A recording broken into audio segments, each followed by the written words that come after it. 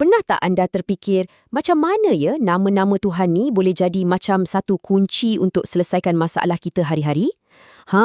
Dalam kupasan kali ni, kita akan dalami rahsia di sebalik dua daripada Asmaul Husna yang sangat-sangat berkuasa, Ya Bari dan Ya Syakur.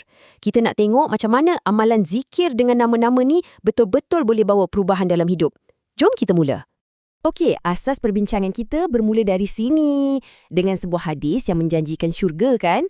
Tapi menghafalnya tu bukan sekadar ingat dalam kepala. Ia lebih mendalam, iaitu tentang memahami, merasai dan menghayati setiap satu sifat ni dalam hidup kita. Inilah kunci yang kita akan cuba buka sama-sama.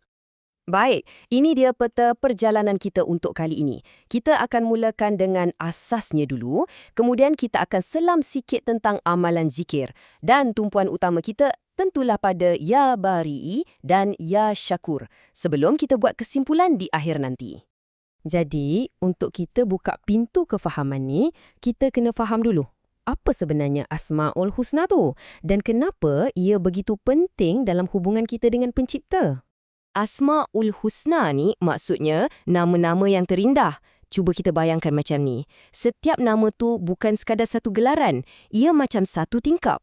Melalui setiap tingkap ni, kita boleh nampak dan faham satu sifat Tuhan yang unik. Tak kiralah sifat Maha Pemurah, Maha Pelindung ataupun Maha Pencipta. Jadi, macam mana kita nak bergerak dari sekadar tahu kepada rasa? Di sinilah amalan zikir tu masuk. Ia ibarat jambatan, satu cara praktikal untuk kita berhubung terus dengan sifat-sifat agung Allah. Prinsip dia sebenarnya mudah aja, tapi sangat mendalam. Pertama sekali, niat. Kita kena betul-betul fokuskan hati kita, apa sebenarnya yang kita hajatkan. Kemudian, zikir. Kita panggil sifat Tuhan yang kena dengan hajat kita tu melalui namanya. Dan akhir sekali, doa. Kita angkat tangan, kita pohon, gunakan nama tu sebagai jambatan pengharapan kita kepadanya. Okey, sekarang kita masuk bahagian kajian khas kita yang pertama.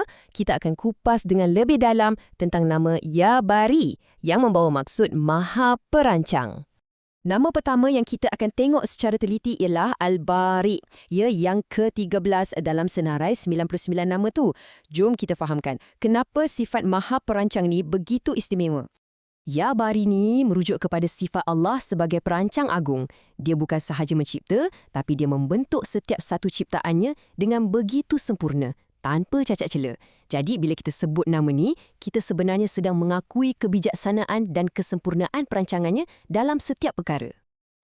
Dan ini bahagian praktikalnya.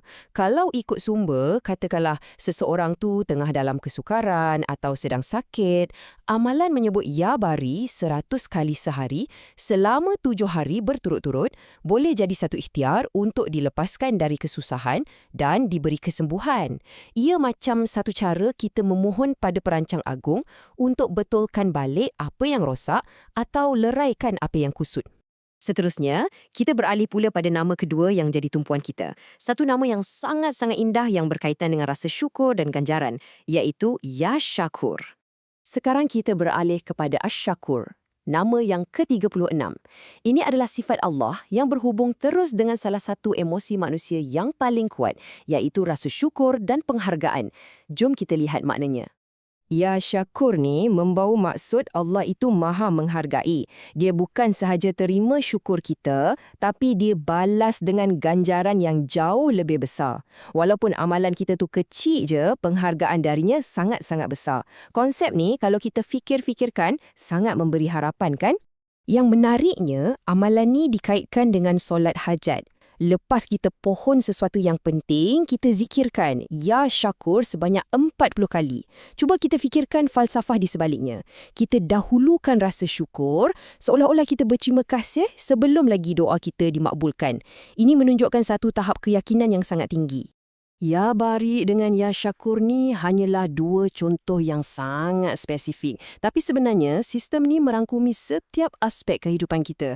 Mari kita tengok beberapa contoh lain secara ringkas supaya kita nampak kepelbagaiannya. Contohnya, Ya Razzaq, Maha Pemberi Rezeki. Bukan sekadar duit tau, tapi apa sahaja keperluan hidup. Bila kita rasa sempit, zikir ni adalah cara untuk kita ingatkan diri yang sumber rezeki itu datang dari Dia dan kita mohon agar Dia lapangkan. Ataupun Ya Hafiz, Maha Pelindung. Waktu kita rasa cemas, takut atau tak selamat, tak kisahlah masa jalan seorang diri waktu malam ke atau risaukan keselamatan keluarga. Zikir ni macam perisai spiritual kita. Kita pohon perlindungan terus darinya. Dan akhir sekali, Ya Salam, Maha Pemberi Kesejahteraan. Ini bukan sahaja pasal kesihatan badan, tapi juga ketenangan hati dan jiwa. Zikir ni adalah doa untuk kesejahteraan yang menyeluruh, agar hati kita damai dan jasad kita sihat. Jadi, lepas kita lihat semua ni, apa kesimpulan yang boleh kita ambil? Jom kita rumuskan poin-poin penting. Intipatinya macam ni, Asma'ul Husna tu bukan sekadar senarai untuk kita hafal, tapi ia adalah himpunan sifat-sifat Tuhan yang boleh kita seru. Zikir pula menjadi cara kita untuk connect secara terus dengan sifat yang paling relevan dengan keadaan kita pada waktu tu. Ini menjadikan doa kita lebih spesifik dan lebih fokus. Jadi, saya nak tinggalkan anda dengan satu persoalan untuk direnungkan.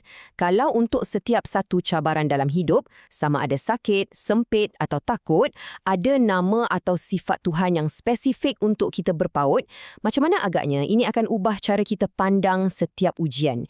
Ia bukan lagi sekadar masalah kan? Tapi mungkin satu jemputan untuk kita lebih kenal dia. Fikir-fikirkanlah. Terima kasih kerana bersama saya dalam kupasan ini.